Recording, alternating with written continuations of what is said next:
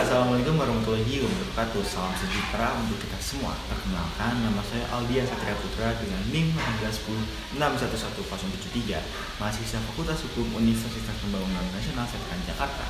Di kesempatan hari ini, saya akan membahas terkait dengan materi dan kasus dari perbandingan hukum perkawinan dan perbandingan hukum catatan sipil. Let's go. Nah, kita intermezzo sedikit sebentar ya. Kalian pasti tahu dong TikTok viral yang sering banget muncul terkait Ragil. Ya, Ragil yang menikah dengan sesama jenis di Jerman. Kok bisa ya?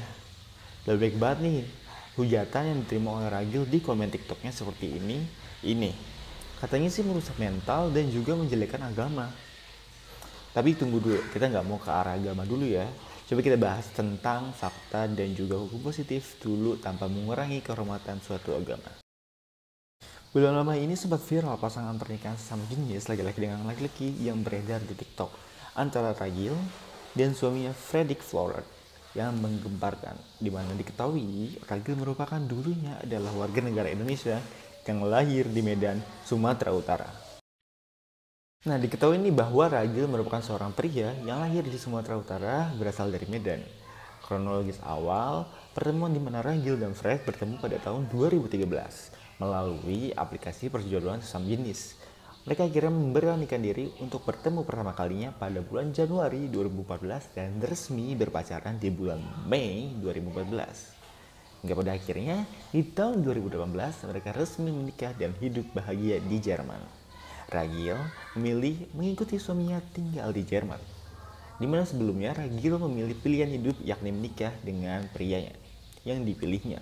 Pilihan tersebut dikecam sejumlah netizen. Pasalnya pernikahan tersebut ada pernikahan sesama jenis yang dinilai menyimpang oleh netizen.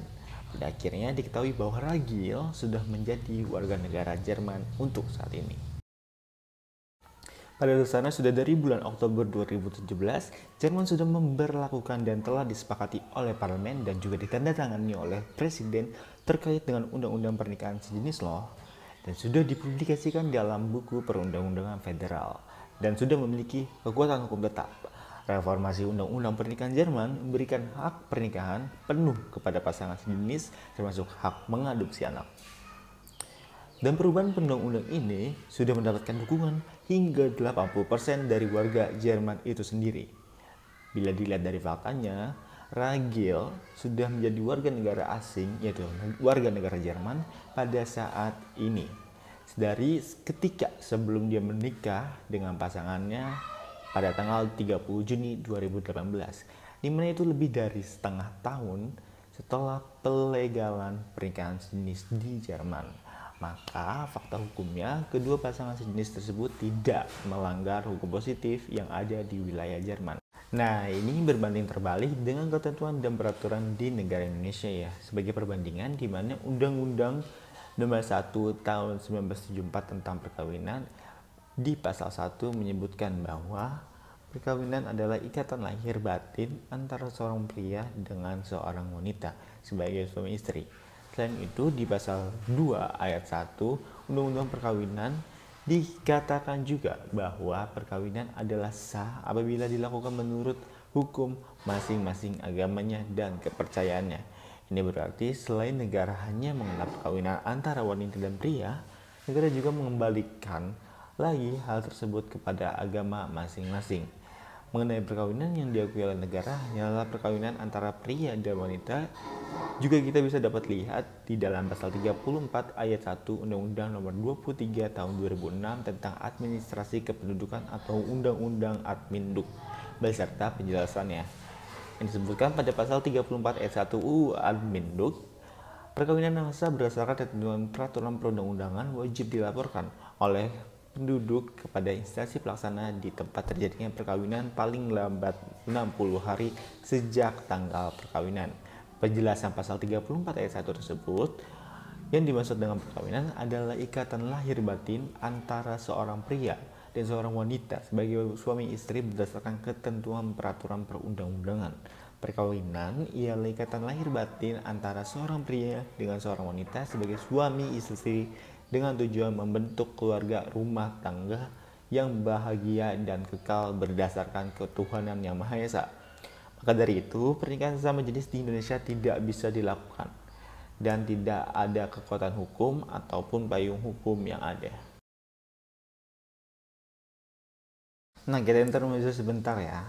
Perlu diketahui bahwa catatan sipil adalah catatan peristiwa penting mengenai keperdataan seseorang seperti kelahiran, perkawinan, perceraian, kematian, dan lainnya. Catatan sipil adalah lembaga pemerintahan yang resmi dan khusus ditugaskan untuk mencatat dalam daftar tertentu yang ditentukan berdasarkan perundang-undangan mengenai peristiwa yang memiliki arti penting bagi status keperdataan seorang atau warga masyarakat seperti kelahiran, perkawinan, perceraian, kematian, dan lain-lain, dengan maksud untuk dipergunakan sebagai pembuktian mengenal adanya atau telah terjadi peristiwa-peristiwa penting tersebut. Dalam pasal 16 NBW Belanda disebutkan bahwa catatan sipil adalah institusi untuk meregistrasi kedudukan hukum. Bisa kita lihat marah sekali sekarang terkait dengan kelahiran yang sengaja di luar negeri.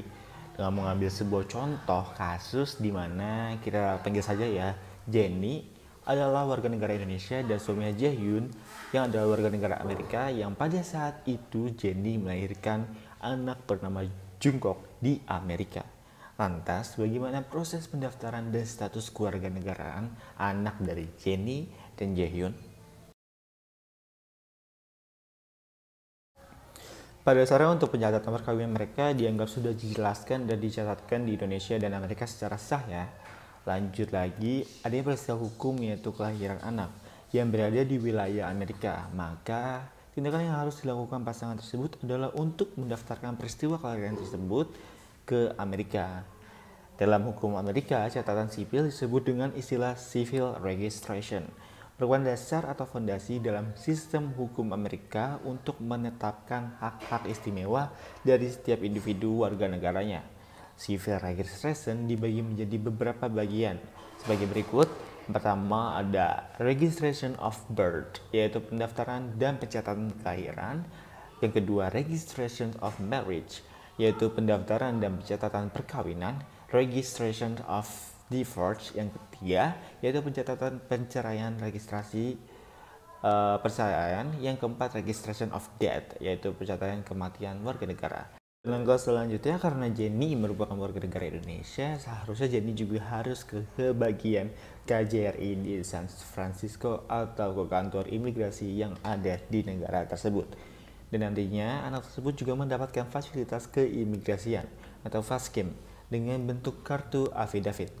Karena pada dasarnya Amerika menganut sistem ius soli, yang dimana adalah asas yang menentukan kewarganegaraan seseorang berdasarkan negara tempat kelahiran, dan Indonesia menganut sistem ius sanguinis, yaitu adalah asas yang menentukan kewarganegaraan seseorang berdasarkan keturunan, bukan berdasarkan tempat kelahiran. Karena hal tersebut, Jenny yang warga negara Indonesia mempunyai anak dari seorang suami yang warga negara asing Amerika, maka disebut juga bahwa anak tersebut berkewarganegaraan Indonesia dan juga menganut sistem ius soli di mana Amerika tempat lahirnya, maka anak tersebut juga berkewarganegaraan Amerika pula. Maka anak mereka adalah anak dengan kewarganegaraan ganda terbatas. Jika pasangan tersebut memilih untuk tinggal di Indonesia, harus adanya konfirmasi dari keimigrasian atau bahkan pencatatan rekapitulasi ulang kelahiran anaknya di Indonesia.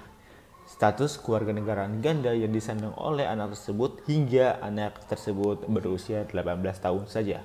Setelah itu, anak tersebut harus menentukan kewarganegaraannya, apakah ingin sebagai warga negara Indonesia atau warga negara Amerika dengan tenggat waktu hingga berusia 21 tahun. Menurut Undang-Undang 12 tahun 2006, setelah 3 tahun melampaui atau umur 21 tahun, anak ini harus sudah memiliki kewarganegaraan tunggal antara warga negara Indonesia atau asing. Apabila tidak memilih, maka status kewarganegaraan Indonesia akan gugur secara otomatis dan menjadi warga negara asing.